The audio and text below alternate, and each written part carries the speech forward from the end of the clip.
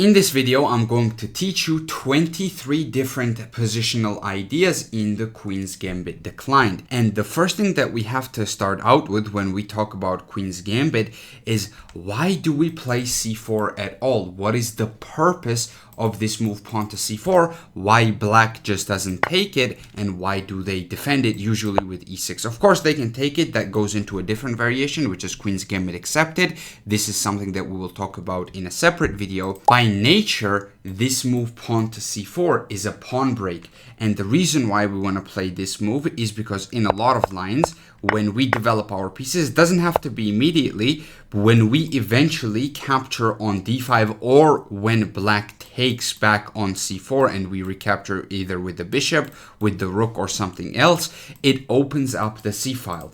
And this is where we're going to be activating our rook eventually. There are some ideas here, like for example the minority attack, where we go rook b1, b4, b5 to create some targets on c6. This is something that we're going to talk about later, but the nature of this move pawn to c4 is that we're trying to break the center, we're trying to challenge the center, and we're trying to activate our rooks on this file down the road.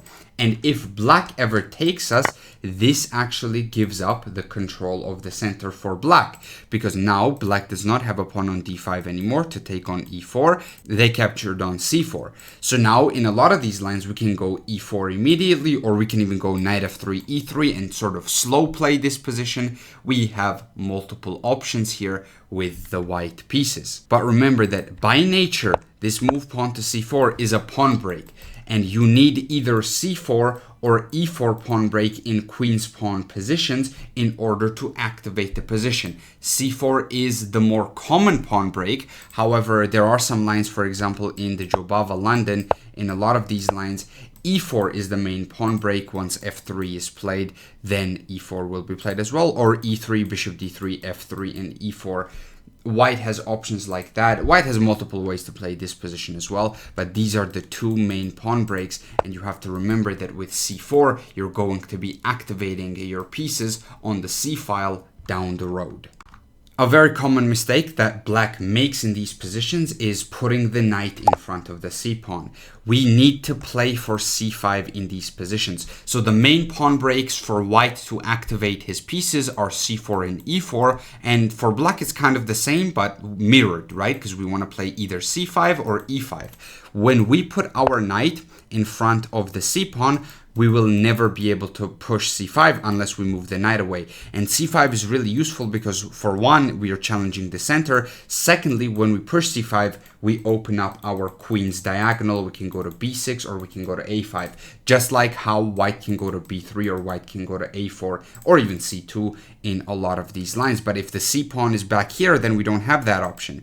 So with knight to c6, we kill one of our options, and then we have to go for e5. But the problem is, if white is careful and white restricts e5, then white will be slightly better in these positions. If white were to play something like knight c3 and then bishop f4, again, I'm going to use this as an example. This is called the Jobava London. The thing that you have to know is that white gets to move first. So a lot of things that you can do with the white pieces, you cannot do the same things with black, because with black you're already down a tempo. So if you put the knight in front of your c-pawn, you're not going to be able to execute c5 anymore, and you're going to be stuck with a passive position that you're going to have to defend.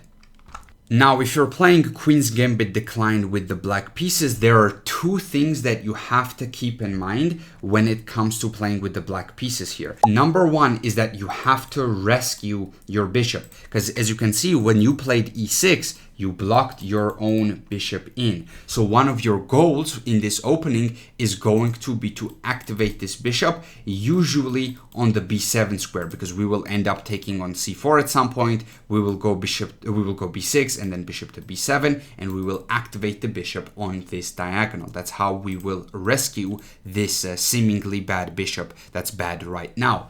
And the second thing that you have to do in order to equalize with the black pieces is to execute the c5 pawn break. If you never execute this pawn break, the problem is that you will never challenge the center, you will never open up the c-file, and you will not be able to activate your rooks, right? You need to finish development, and for you to finish development, you need a pawn break. You cannot finish development in a completely closed position, because if the position is closed, then you don't really have any scope. Like right now, these rooks don't have a scope, but when you go c5 and eventually bring the rook to the c8 square, then the rook on the c file is going to have a lot of scope. So these are the two things that you have to keep in mind when it comes to equalizing with the black pieces. If you're able to achieve both of these goals, you're going to be equal. And bishop a6 is also an idea in these types of positions. This is an idea that we're going to talk about later on as well. You don't necessarily have to go to b7 all the time. And let's say takes, castles, and c5. For example, if we take a look at this position, we have traded off our bad bishop, right? Because the bishop from c4 took on a6, and we have also played c5 pawn break. So now we can freely finish our development with rook to c8, moving the queen, rook to d8, and so on. Probably trading the queens at some point, or maybe even moving the queen to b7. This is another idea. But anyways, we have multiple plans, multiple ways we can handle the position, but the main thing is that we don't have any problems anymore. Okay, we just talked about what black needs to do in order to equalize the game, but what are the things that white can do in order to put pressure on black? So white has multiple ways to play these types of positions. For example, you don't have to take on d5 at all. You can go for like knight to f3 and then just develop normally the line that we just talked about. And the thing is, black will also do the same, and black will eventually go bishop to b7, knight e7, take on c4, go c5, and black is going to try to solve his problems. So that is why the most theoretical line in this position and the most testing line is to actually take on d5 right away. Now, after we take on d5, this right here is called the Carlsbad structure. So after bishop to g5, let's go say c6 and then e3.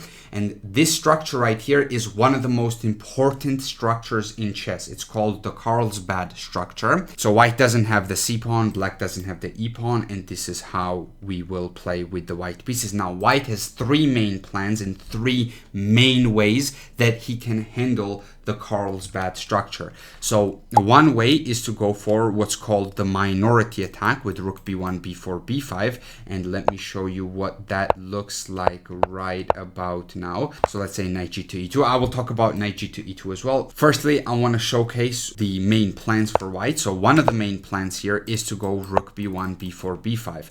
Now, why do we want to do something like this? Why would we want to do this? So the reason why we want to go for this plan is because we want to create a target on c6. So let's say black just develops randomly. I'm not going to play the most testing moves. I'm just going to make moves that kind of make sense but aren't really all that great. So let's say queen to d7. So these are like random developing moves. These are not actually good moves. So let's say we get a position like this, and let's say our opponent goes like rook a to c8. Eventually, we want to take on c6. Now, after we capture on c6, it depends on what black does. So if black takes back with the rook, this creates a target for us on b7. Well, first of all, there's this move, right? Bishop to b5 with a skewer right here. But let's assume that's not the case right now. Strategically, we have created a target on the b7 square. And if black takes back with the c pawn, now we have created a target on the c6 square. So now we can start moving the knight. We can put the knight on c5. We can go rook to c1. And our goal is to play down the b and c files, pressure this pawn, possibly pressure the a7 pawn as well. And this is a clear target that we can utilize with white. So we're going to be increasing our pressure on this pawn and trying to win it, or we can dominate the b file and then slowly infiltrate on the b file and win this pawn later on. So that's one of the plans with the white pieces. This is called the minority attack. The reason why it's called the minority attack is because you're using two pawns to challenge these three pawns. So you're using this minority of pawns to challenge the majority of pawns. So that's one plan. The second plan is what's called the Botvinnik attack, and this is actually the reason why we played knight to e2 in this case. And the goal of knight to e2, well, the second goal, I should say. One of the goals, one of the plans is still the minority attack, but there's a second plan here additionally, and that plan is to go for f3 and e4.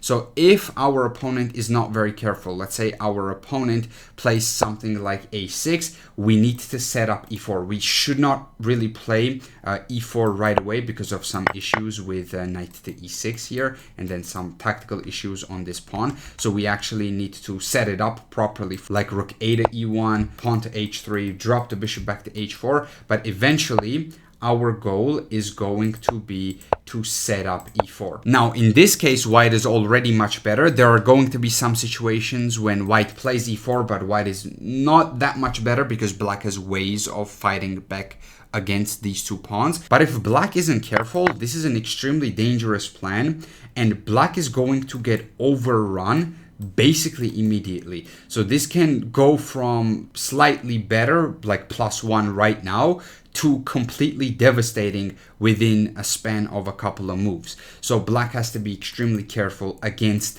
this system right here with knight e2 and f3, because once white gets the center, the position is very difficult to play for black. Now, additionally, there is a third way to play with the white pieces, and that is if you put the knight on f3.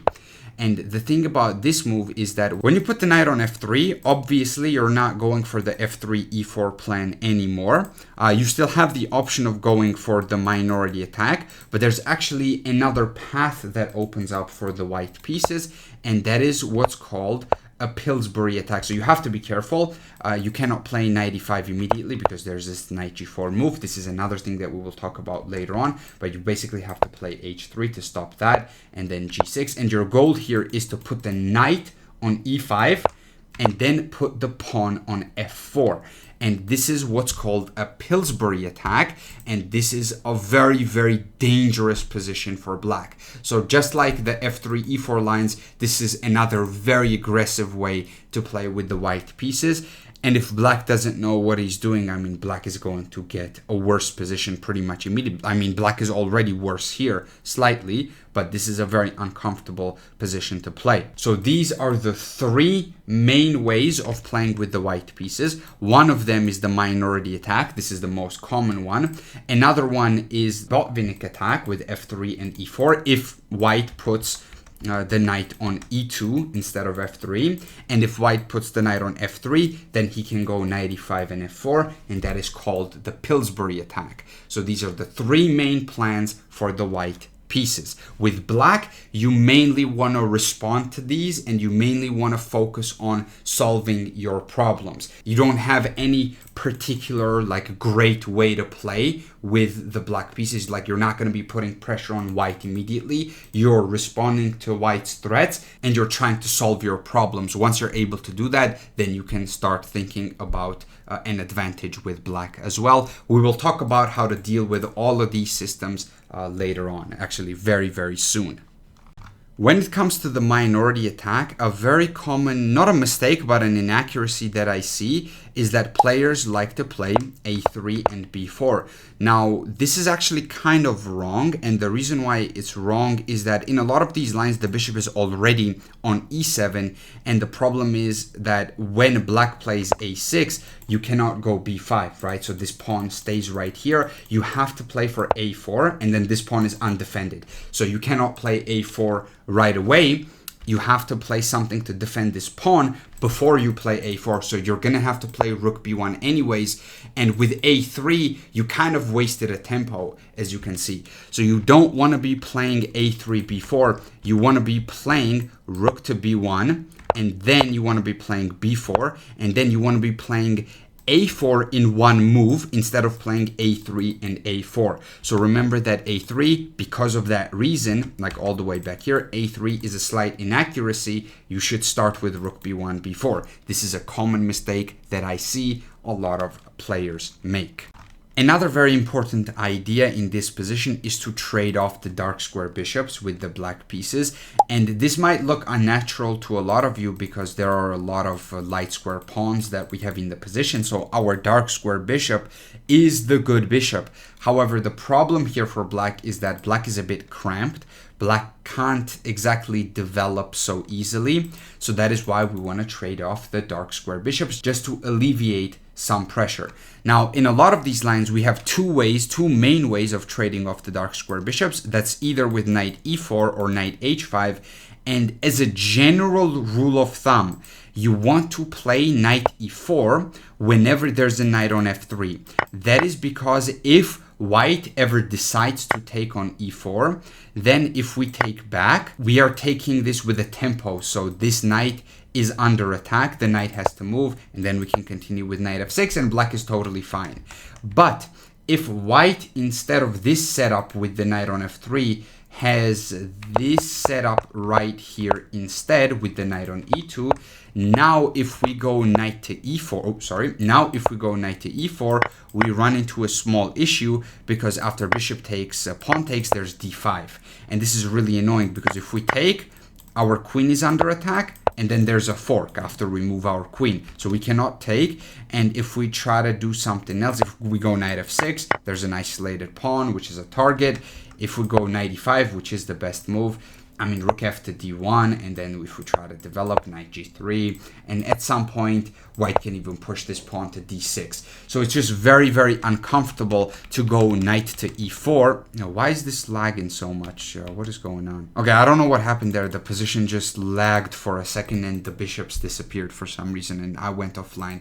Anyways, just to summarize what I was saying is that whenever there's a knight on e2, generally you don't want to go knight to e4, because when you take back with the pawn, there's no knight on f3 to gain a tempo. So in these situations, you want to go knight h5 instead. And this knight on h5 has another benefit, which I will talk about very, very soon. Now, this is going to be one of the most important segments in this entire video, and this is going to be one of the most important ideas, and that is that you need to trade off this light square bishop. Your light square bishop is your problem piece even in these Queen's Gambit declined lines. Even though the bishop has opened up on this diagonal, if you put it on e6, it's still not doing anything on e6. So you have to put it either on f5 or g4. But there are some issues with that, which I'm going to talk about right now. First things first, let's say bishop to g5 is played. We cannot go bishop f5 right now. We run into immediate issues, because after bishop takes on f6, we have to take back with the pawn, and there's queen b3 with a double attack on these two pawns.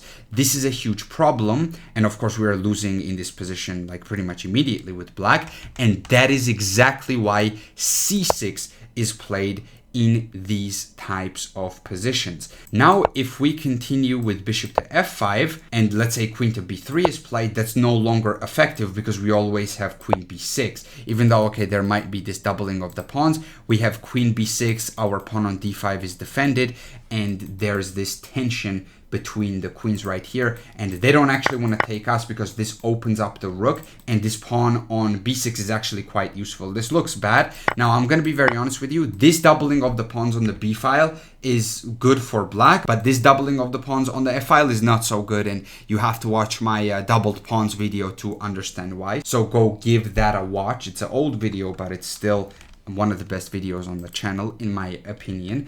So going back, the problem of playing bishop to f5 right away is that there's queen f3 now. And after queen f3, bishop to g6, this is an actual line, but this is a GM line. If you want to play this with the black pieces, you can, but the problem is that you have weak squares on f5 and f4, and a strong player will be able to occupy and utilize those weak squares. So you can go bishop f5 in this line, but it's very uncomfortable, and you have to realize that this doubling of the pawns on the f-file with the double isolated pawns is not that great for the black pieces. However, if our opponents, after bishop to e7, play knight to f3, this is a very, very common mistake. In this case, we can go bishop to f5. And remember, there's no queen f3 anymore, because the knight is on f3, and also the knight here is protected. There's no queen b3, because we just go queen b6 and we're totally fine. This is not an issue whatsoever. This is good, very good for the black pieces. So now we can play bishop to f5 without any consequences. And if we are able to get this trade, bishop for bishop, this is the ideal case scenario. We get this trade, and then we're able to continue castling, we're able to continue developing queen b6, normal development, and black is totally fine. We have solved our issue of the bad bishop. However, the problem here is that white will play bishop to d3. Now, after bishop to d3 here, we cannot go bishop to f5, we cannot go bishop to g4 either, at least right away, because there is f3. Now, we have to castle and we have to do something else before developing our bishop in this case. And now we have multiple plans and ideas based on what white does. For example, if white goes knight to f3, in a lot of these lines, what you can do is go bishop to g4. Now, with bishop to g4, you don't exactly want to take this knight on f3. Because if you take this knight on f3, I know we want to get rid of our bishop, but the problem is that if we take this knight on f3, this is a powerful bishop and it does not have a counterpart. Now, we don't have a counterpart of this very powerful bishop to oppose it. So instead of taking on f3, what we can do is go back to h5 and g6. So we did this maneuver right here. When the knight goes to f3, we go bishop to g4, bishop h5, bishop g6. This maneuver is really, really good to challenge this bishop on d3 and to try to trade it off. So this is another very, very interesting idea. However, let's say our opponent, instead of putting the knight on f3, he puts the knight on e2 and goes for this setup. Now, in this case, bishop to g4 is very bad because they're just simply f3. And in this case, f3 comes with a tempo. So this is not very beneficial for us at all. We can go to h5, but the problem is, remember, we lost a tempo because we allowed our opponent to play f3 with a tempo, and they will still make this a knight for bishop trade, and this bishop on d3 will remain powerful. So in these types of scenarios, when the knight is on e2, we want to just develop normally, right? We just want to go with moves like either rook e8 or knight to d7. It doesn't matter which one we do first. Let's say knight to d7, and then we go rook e8, and then let's say queen to c2, or we go g6, and let's say rook to b1 right here. Let's say they go for the minority. They can go for f3, e4 as well, but I'm just trying to showcase an idea. That's why I'm showing this in the minority attack. Let's say after a5 and a3, something like this.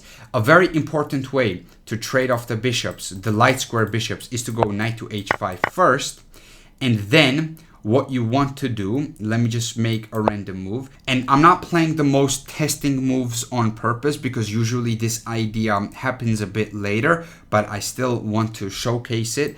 Let's say we go knight to g7 here, and let's say our opponent goes like rook to e1, random move. We want to move this knight, and with the knight being on this g7 square, we are supporting f5. So now on the next move, we can play this knight to, let's say knight to f4, we can go bishop to f5. And this is how we trade off the light square bishops. After bishop takes, we take back with the knight, and we successfully get rid of the light square bishops. So this maneuver right here with the knight to h5, trading off the dark square bishops, also supports this maneuver of bringing the knight to g7 to trade off the light square bishops, which is actually the more important trade to make with the black pieces. Now, of course, white will try to stop all of this, and white will try to play more precisely with moves like b4, and then we have to reply with b5, and we're going to talk about these ideas as well. But the main idea is that you want to trade off the light square bishops. And if you're going to take away something from this segment, take away this, that whenever they play knight to f3 and e3, you can go bishop f5 immediately. Do not castle in these positions, because then you give them bishop to d3 and you cannot go bishop to f5 anymore.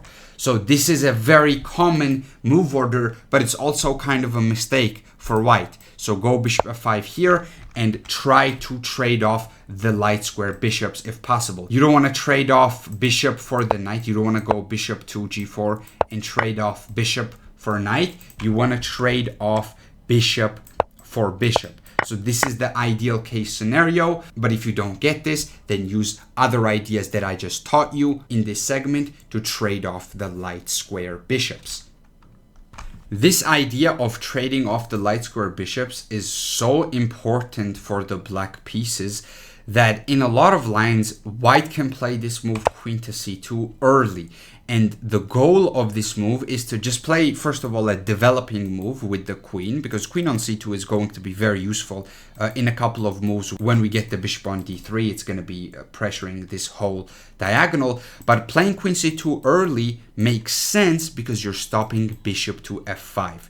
This is a very, very important idea, as you can see, for both white and black. White wants to stop the trade of the light square bishops, and black wants to trade the light square bishops. So queen c2 is one of the ways white can try to stop you from going bishop to f5, and don't be confused whenever you see this move. Now let's talk about the ways of dealing with the minority attack. So one thing you want to do against the minority attack is play either a5, or when, let's say, you move the knight away, make this exchange, and white plays b4, at least you want to play a6. Now, the reason why you want to do this is because after a couple of moves, after white plays this move b4, you can always take on b4 and open up your rook. So we're not allowing white to go b5 and then b takes c6 without opening up our rook. So at least this is a slight improvement. This can be done with a5, or you can go like knight to f8, b4, and now you can play a6, and we will get a similar situation over here. But personally, I always prefer a5. And you will see why I prefer a5. So whenever you play a5, let's say they go a3, you have this move b5.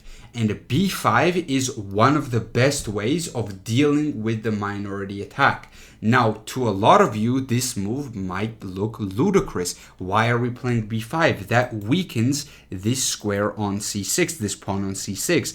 However, this pawn is not being attacked. And even if it was, we can defend it right now. It's not in any danger. Yes, this bishop is terrible on b7, but we're defending it and we're going to move it later down the road. So this pawn is not an issue. And the thing is that if white ever plays b4, now there's a problem. After knight to b6, all of a sudden the square on c4 is up for grabs. So we can jump our knight into this c4 square. So b5 is one of the best ways to fight back against the minority attack, but it's actually not the only way to fight back against it. You actually have other options as well. So for example, let's say we play a6, and then let's say we go knight h5, we make a bunch of exchanges, a4. We also have this move knight to b6 here. Now after knight to b6, what white will do is white will play this move b5, and of course we don't want to allow white to take on c6, at least without opening up our rook. So you have a couple of different ways to deal with this. You have a very interesting way to deal with this, or you have another not so interesting and a bit of a boring way to deal with it. So the boring way is ab5, and c5, which will go into a position where you have an isolated pawn on d5. The problem with these lines is that it's kind of slightly better for white. I don't want to say it's equal, because black still has some issues here, like this bad bishop and also this isolated pawn, and most likely the pieces are going to get traded off, and this pawn will probably become a slight target in the future. So I don't like this option. Instead, what I would recommend is whenever you get into this scenario where you have a pawn on a6, you can actually go c takes b5, a takes b5, and a5 instead. So this idea works when you play a6 and not a5. So this is another idea, and in this case, this is, in my opinion, much better. Even though you still have an isolated pawn on d5, at least the d file is not open, and this pawn is defended currently by the knight on b6. So it's easier to protect this pawn, and it's easier to play this position, especially when you have an outside passed pawn.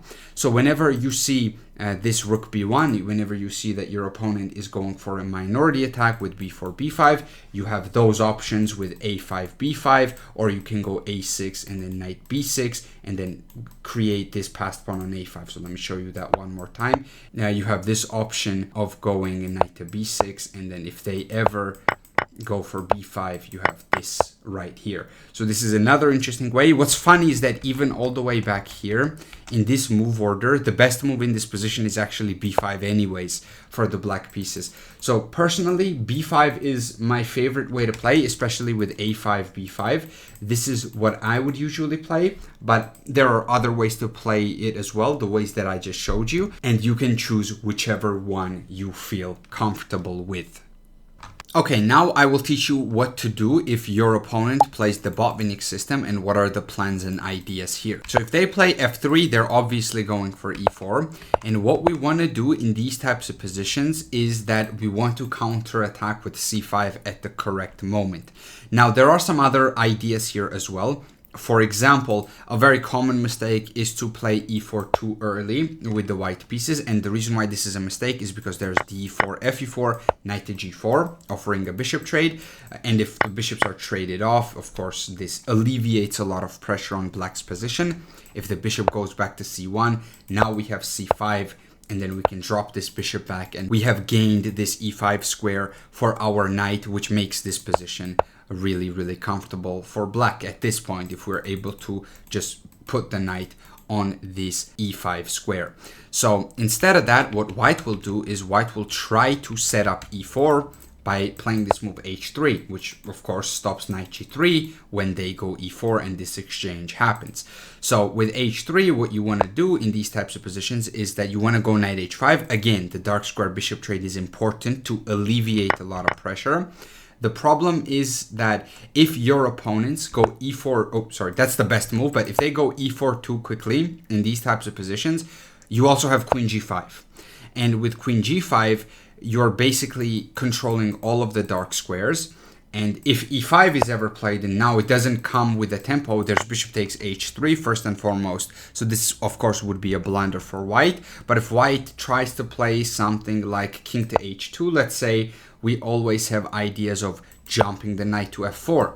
And if this exchange happens, all of a sudden, again, we have tremendous amount of pressure on white's position. So white is in a bit of a pickle here. He has to be very careful. And of course, we're not worried about them taking. We're not worried about them pushing either. So we're basically trading off the dark square bishops and utilizing the weak dark squares on g3, on f4, whenever white plays this move pawn to e4.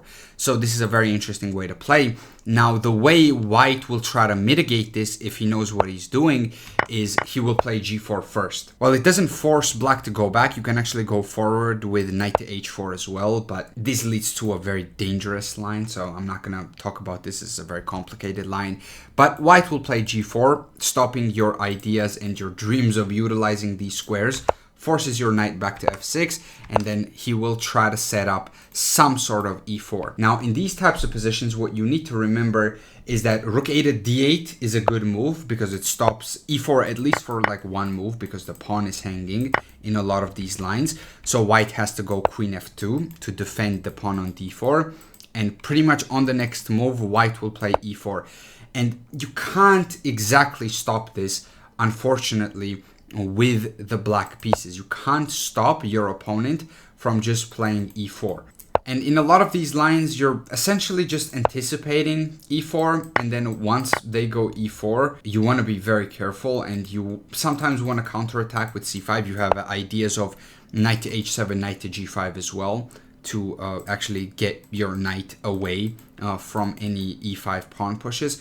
So you have ideas to mitigate white's pressure, but if white plays perfectly, you cannot exactly stop them from having this big center. You're gonna end up being in these types of positions, which are, I would say, slightly uncomfortable for the black pieces. But if you know the ideas, and if you know what you need to do in these types of positions, and if you know how to punish your opponent's mistakes, then in these types of positions, you can punish them and you can equalize the game pretty much right away.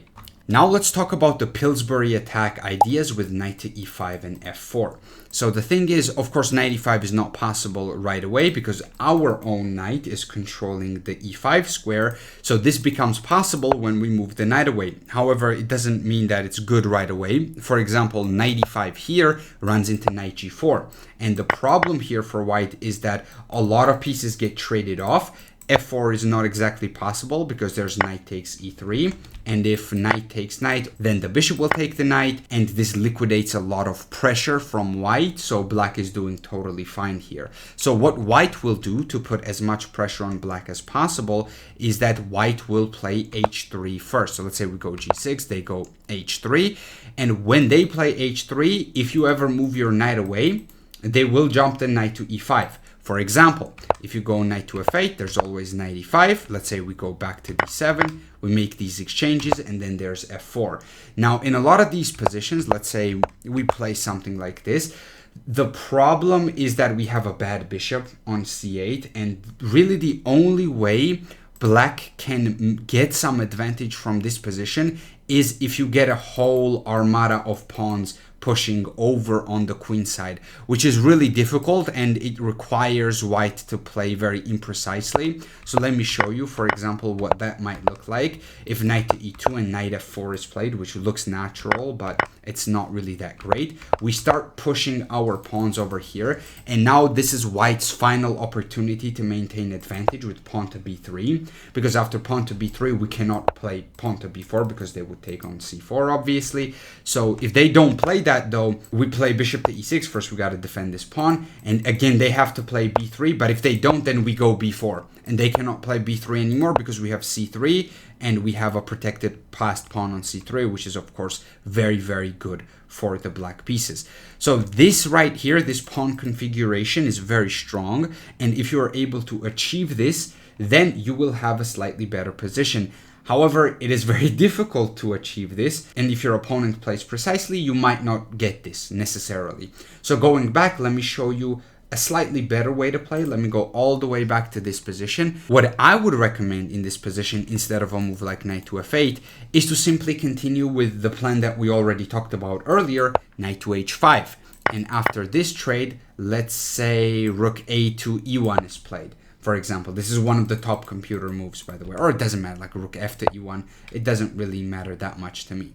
So what you want to do in these lines, you just simply want to continue with the ideas that we've already discussed. So knight to b6, move the knight out of the way, and then knight to e5, and then we will go knight to g7. Let's say white plays f4, and then we will go bishop to f5.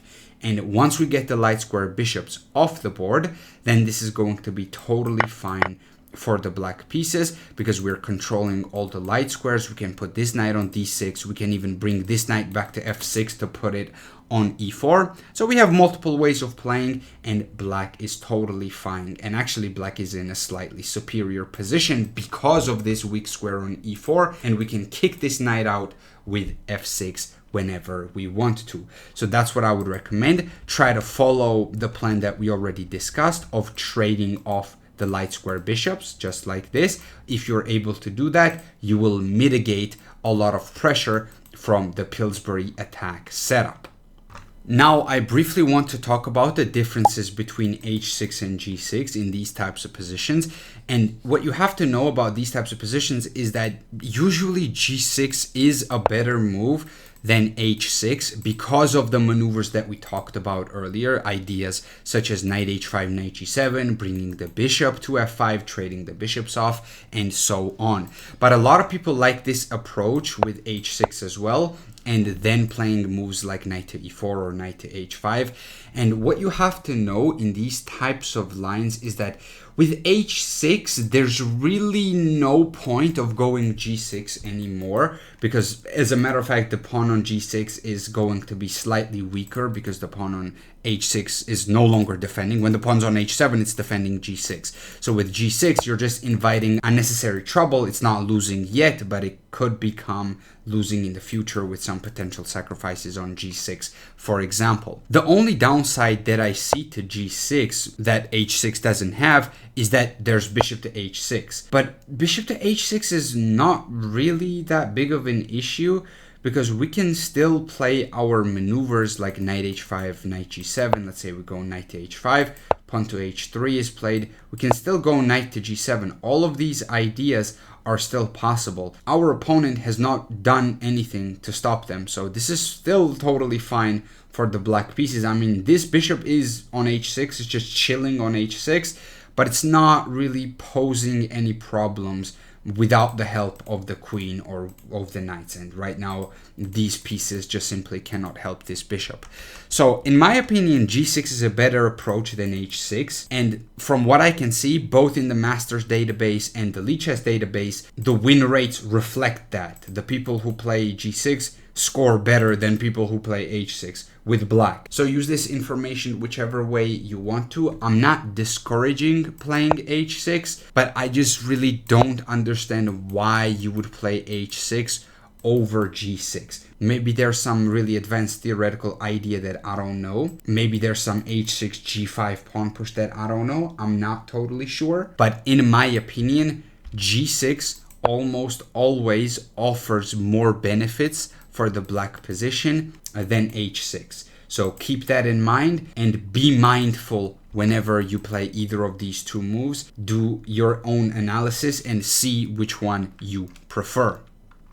There is another sort of a trap that you have to be aware in these types of positions, and that is that if you ever play h6, let's say your opponent goes bishop to f4, if you start chasing this bishop with a move like knight to h5, this looks fine, but there's a very annoying tactic here for the white pieces, and that is knight takes d5. And the problem here is that if you take the bishop, of course, white takes the bishop first on e7, and then white takes the knight back. But if you take on d5, if you accept this knight, there's bishop to c7. So you lose your queen because your queen is just completely trapped. So this idea of knight takes d5 and bishop c7 is a tactic that can occur in these positions. So always watch out for this tactic. Okay, now let's move away from the exchange variation and talk about lines where they don't take on d5. So what are some ideas in lines like this? Well, first things first, what you have to know is that you don't want to take on c4 until white develops the bishop. So for example, let's say, let me go one move back here actually. In this position, you don't want to take on c4 because bishop takes c4 and white just simply develops the bishop. However, if we actually castle first, if we wait for this bishop to develop and then we take on c4, now you see we get the same position, but we are up a tempo because we already castled and it is our move again. So now we can continue with moves like a6 to try to go for b5, put the bishop on b7 and so on. So remember that this is a very important idea to win a tempo, and this applies to both sides. When we play c5, if our bishop has already moved, white wants to take and force us to recapture with the bishop. So it applies to both sides. We want to wait for the light square bishop to develop and then we want to take on c4. So let's say our opponent goes c takes d5. What do we do here? Do we take with the pawn or do we take with the knight? Now, there are some situations when we take with the pawn and there are some situations when we take with the knight. General rule of thumb is that if you have not played b6, so if this is the structure, all of the queenside pawns are flat, you can take with the pawn and go into the Carlsbad structure. However, let's say hypothetically speaking, let me go to this position. So instead of takes, b3 is played, and let's say we play b6, for example. In this case, if white takes on d5, we do not want to take with the pawn anymore. If we take with the pawn in these lines, the problem is that we have to go for c5 and we have to go for the hanging pawn structure, which it's not always bad, but if white sets up the position correctly, then white's going to have a more comfortable game. So what I would recommend is that whenever you play b6 and they take on d5, you take with the knight. This also makes sure that the diagonal stays open for the bishop. So knight takes, you can take with the queen and the diagonal stays open here. But if you are all the way back here and your opponent takes on d5, in this case knight d5 is not really all that beneficial. You can take with the pawn and maintain control over the center, and then you can develop the bishop out this way. And of course you can play c6, which is a typical Carlsbad move. But if you already played b6 and then you also have c6, so let me go all the way back to this position. If you already have b6 played and then you play c6, later on. Here the problem is that this pawn is always going to be a target because this pawn is not back on b7 defending c6. So there are some exceptions to this rule, but as a general rule of thumb, it works quite well if you want to avoid positions that are worse. If you have a pawn on b6, you should take with the knight, and if you have a flat structure and they take on d5, you should take with the pawn and go into the Carlsbad structure. As I said, this has exceptions, but generally it tends to work quite well. Let's say we have this position right here, and we know that black's next move is going to be pawn to c5. What can we do to maybe mitigate that, or what can we do to fight back against that? So one really interesting way to fight back here is to actually go pawn to b4. Now this does control c5, it restricts c5, but it doesn't fully stop it, and actually the best move is to play c5 anyways. But now what you have to remember in this sort of a scenario is that you want to take with the d pawn. So an exception where we don't take towards the center, we take away from the center, and now we go b5. And when we go a4 and then a5, we will have a lot of control over some of these squares. So for example, let's say a move like knight to f6 is played. This allows us to trade the queens and it allows us to put the knight in the center. But there's also ideas with a4, and if black isn't careful, there's even a5. So I know this is not the best move, but this is an idea that I'm trying to highlight. And with these two pawns here, like this square is being controlled, there's no knight on b6, which it cannot go there simply, and there's no a6 by black either, because then we can take this pawn, or we can even go b6, create a protected pass pawn. In this case, it's a free pawn, so might as well take it. And this structure in the long run is also very good, because if all the pieces get traded off, let me go back, if all the pieces come off the board, we are going to be able to create an outside passed pawn, but that's like way later in an endgame. For now, this is a very nice way to play against this sort of a c5 idea. If the dark square bishops are traded off, you can go b4. Of course, this doesn't stop c5, but you can go b5 and you can take a lot of space on the queen side and also isolate this pawn on c5, which will give you a target to work with. Another very important idea that you have to know in these types of positions is this idea of knight to e4. Now, this is called the Lasker's defense, and with this, what we're trying to do is basically we're trying to exchange the dark square bishops. What black wants white to do is to take the knight on e4. Now, this at first glance makes a lot of sense because, oh my god, doubled pawns, this must be good for white pieces. That's actually not the case, and this is better for black because now there are some attacking possibilities on this white king, and especially on the king side. So for example, let's say knight to d2 is played, we will protect this pawn on f5 and we will strike at the center with e5. And let's say we get something like this, we're going to bring the knight to f6. And with this clump of pawns right here, we can actually start a kingside attack with just a very simple pawn to f4. And with this move, pawn to f4, what we're trying to do is we're trying to play pawn to f3. So let's say white doesn't understand that. White plays something like b4, which does not address this issue whatsoever. We can go f3. And after g takes f3, it looks like we're losing a pawn, but we're not planning to capture back. We can go bishop to h3. And then we can sacrifice the knight. If the knight is taken, it's checkmate, by the way. Queen g2, queen g5 and queen g2 is mate. So this knight cannot be accepted. So bishop to f1 has to be played. And then we get into a position like this, where we are still attacking. At some point, we're going to take on f3. Or if they take us, we're going to bring our pieces over here. We're going to go queen h4 to attack this. And as a matter of fact, we want to go queen h4 to attack the pawn on h2, but they will move the f pawn. So let's blockade the f pawn, and then we want to go queen h4, and now nobody can defend this pawn on h2. And this is a completely winning position for the black pieces. One very important variation that happens very commonly in bishop to f4 lines is when white plays c5. Now in these positions, let's say we play knight b to d7 here, there is c5, and the idea of c5 is that you're taking space on queen side, you're not allowing black to play c5.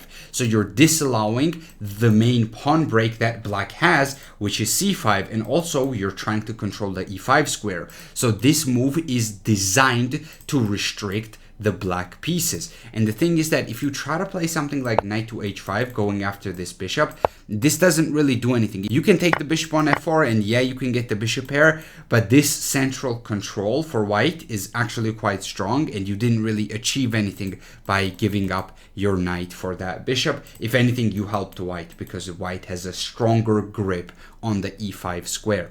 Now, the reason why c5 doesn't work earlier, like for example, the reason why c5 doesn't work right now is because there's b6. If the pawn is taken on b6, there's always a takes b6 and the rook opens up and black is ready to strike with c5. Now, if instead of taking, you defend this with b4, this is actually even worse. There's a5, and if you defend this with a3, whoops, you lose the rook, or bare minimum, you lose the pawn if you don't take back on b4. So this is not something that you want to do with the white pieces. So going back to the position that we had earlier, personally what I would recommend is to avoid lines where white plays c5. So for example here, personally I like b6 lines more because you don't allow this c5 pawn advancement. And there is another idea that you have to be aware of in these positions, and that is that in a lot of these lines, when you go b6 and when you go a5, first of all, white can defend with a3, so white can maintain this entire center right here. I mean, rook a1, queen a1, and then if you go b takes c5, there's b takes c5, and white has a lot of space here, so this is more comfortable for the white pieces. It's not something you want to go for with black. There's also another interesting idea here, which instead of move a3, you can actually play b5, and this might look weird, but once you see the reason why b5 is played, it actually makes sense. If you take on b5, there's always knight takes b5, and it looks like you're winning this pawn, but there's always bishop to c7 and then knight to d6. The queen is trapped, so you have to take the knight. You're forced to take the knight if you want to save your queen, and then you lose the rook on f8. So this is very uncomfortable. You're going to go down in exchange, and you're going to be worse with black. But if you take on c5 instead, then there's b takes c6. So this doesn't work either. And if you move the knight away, let's say you move knight to b6, for example, there is c7. Now you have to move the queen. And here white can just simply go d takes c5, bishop takes c5, and just castle. And this pawn is actually quite annoying on c7. It's taking away this square, and you're struggling to develop, because this pawn right here is stopping rook b8, it's controlling the d8 square. It just completely harasses black's position. So my advice would be to avoid these lines where white can play c5, because it gets really tricky and it's just really difficult to play those positions. Personally, what I prefer are these lines with b6, because this stops c5 entirely, because if they go c5, you would just simply win the pawn here. If you remember, earlier we talked about how whenever you play b6, you typically want to keep this diagonal open because you're going to put the bishop here. Well, after knight takes d5, you have a choice to make. You can either take with the pawn, or you can do what I would prefer and actually take with the queen. And at first glance, this drops the pawn on c7, and you are correct, it does. Now, after bishop takes c7 though, we have massive compensation. So this is a typical pawn sacrifice, and I believe it's one of the most important lines and ideas that you have to study in these types of positions. And after bishop takes c7, what you can do is you can actually give a check on b4, and after knight to d2, just simply continue developing with knight to c6. Let's say opponent plays f3. He has to play f3 because if he moves the bishop, then he loses g2. So white has to play f3 here in order to deal with that problem, and then you will continue developing. Let's say white plays king to f2. You can actually sacrifice your knight on d4. And if this knight is taken, okay, then we take this one, and it looks like white is saving the knight, but not quite. White is actually nearly getting checkmated here, and this is a completely lost position for him.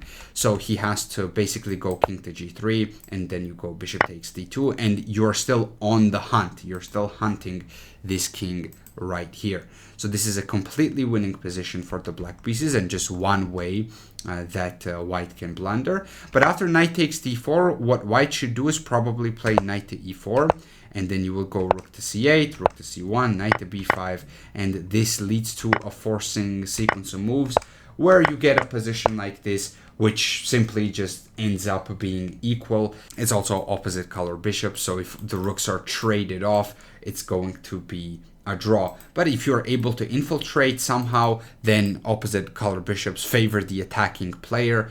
So if you try to get an attack, then you might actually end up in a better position. But remember that you can always sacrifice this pawn on c7. Well, not always, I shouldn't say always, but you can sacrifice this pawn on c7 in a lot of lines where you play b6, and then the bishop is on f4, if you don't want to go into the hanging pawn structure.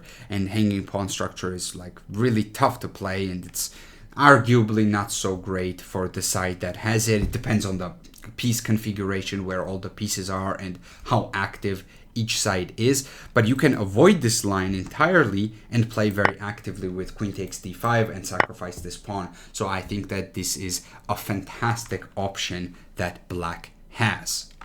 Another very interesting way to handle this position is that after a move like bishop to d3, you can play something like bishop to a6. So you don't have to put the bishop on b7, you can actually put the bishop on a6. And the goal here is that you're simply going to trade off the bishops if this exchange happens, and most likely it will happen because you're threatening the pawn on c4 right now. So c takes d5 will be played, you will go knight takes d5, and here it depends on what your opponent does. For example, knight d5 is possible for the white pieces, and in this case bishop takes c7 is also possible, but there are some ideas with queen to a5 check.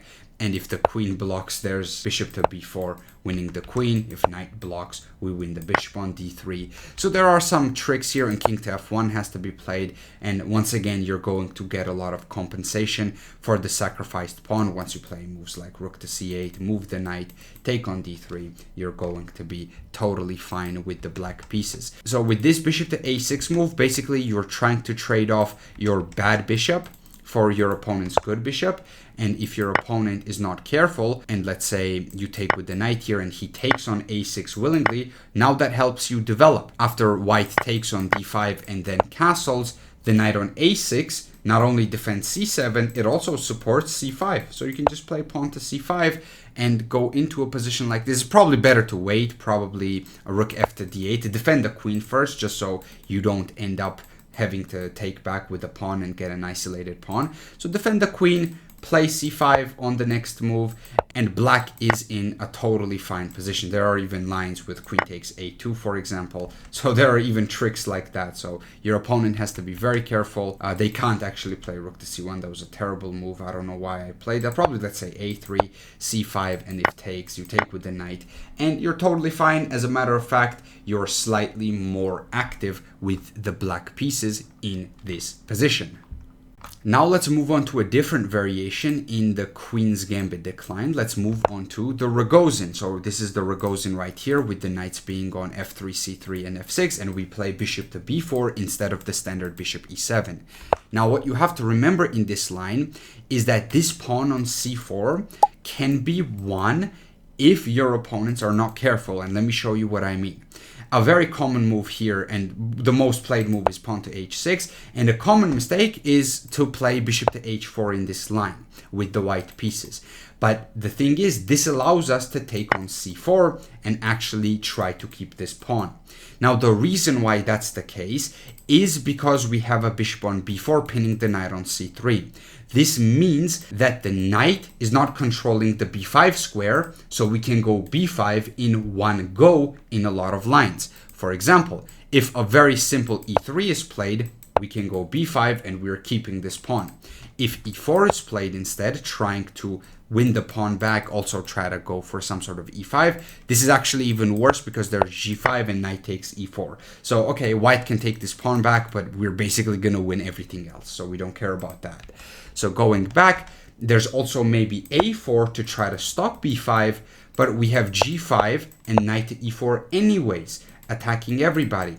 And we have some tactical reasons why we're keeping this pawn. So for example, we can take on g3, we can get rid of the bishop because we were double attacking the bishop. Well, the bishop is defended, but we're trying to get the bishop pair here and get rid of this very annoying piece. We're also attacking this knight on c3 twice. So that's why, let's say queen c2, it's a logical looking move. And knight takes g3, hg3, and here we can play g4. And now this is a very simple remove the defender situation. The knight has to move, and then we take the pawn on d4. So even lines like these happen where we win 2 pawns. Now, of course, here white has some compensation if white plays this a bit of a ludicrous move, rook, not even rook h4 to attack the pawn, it's actually rook h5, and somehow the position is only -1. But at the end of the day, we are up a bunch of pawns and we are in a very comfortable position with the black pieces. Just make sure you analyze this and you know what you're doing. That's all. Oftentimes, when we play bishop to b4, there is this idea for white queen to a4 check. Now, this might look weird, but well, first of all, this is a fork, right? It's the queen is attacking the king and the bishop at the same time. Only move to stop this and also defend the bishop is knight c6. So this is the only move to guard the bishop. If we go c6, we'll lose the bishop, so we don't want to do that. So we have to play knight c6. But remember how earlier we talked about playing knight c6 is kind of wrong for black because we're blocking our c-pawn. Well, that's what white is sort of hoping for here. White is trying to force our knight in front of the c-pawn, so we are less comfortable here and we actually are not able to go for the c5 pawn break. Now, this is a variation, and this is, of course, still a very important line that you have to study if you decide to play the Rogozin. And the thing that you have to know here is that in a lot of these lines, after you castle, the queen goes back, you actually retreat this bishop. So you go bishop to f8, and then you can move the knight with a tempo. So you see this queen right here on c2. First you take on c4, and then you go knight to b4. So you use the fact that this queen retreated, and then you go knight to b4. Now, if the queen does not retreat, let's say the queen remains here, and your opponent goes, let's say, bishop to d2 immediately, I mean, that's fine because you have ideas such as bishop d7. First of all, you can take on c4, and then you can drop this bishop back, or you can play moves like bishop to d7 to force the queen to go back to c2. So you have ideas like that. You move the rook, move the bishop, and go knight to b4. But there is one last idea that I want to show you in these positions, which I think that you will find very interesting. Remember earlier I was talking about how c5 is the main pawn break, but there are rare circumstances when we go for e5. Well, actually, in this queen a4 line, when we put the knight on c6, one of the main ideas is to go for e5. Now, after we castle, let's say bishop to d2 is played, and then d takes c4, let's say bishop takes c4, this simple line again, we can play this move a6. Now, we're not necessarily threatening b5 because, well, first of all, there's bishop takes b5 and the rook is undefended in the corner, so we're not threatening this move. But after a move like bishop to d6, what we are trying to do is we're actually trying to play e5. And once we play this e5 pawn break, now we basically start to solve our problems because instead of getting the bishop out on b7, we will be able to get the bishop out somewhere over here, either on f5 or on g4. It doesn't particularly matter which one, it just depends on the position. But the thing is, if a move like d takes e5 is played, we just go knight e5, knight e5, bishop e5, and even if this bishop moves, I don't know like why anybody would play bishop c1, we just simply defend the threat here, we move the queen out of the way, and this is a very pleasant position for the black pieces. If anything, black is better even in these lines, because black has a queenside majority. Black has 3 on 2 on the queen side, and this is actually probably going to be slightly advantageous in the long run. Queenside majority is one of those things where you don't see the value until you get to the end game. Once you get to the end game, the queenside majority becomes more important, because then you can push these pawns, create a passed pawn, and then use that pawn as a decoy. If you want to know more about that, watch my pawn majority video and watch my endgame series in general. I think it is a fantastic series. So remember to go for the e5 pawn break in these types of situations when white forces your hand and forces you to play knight to c6.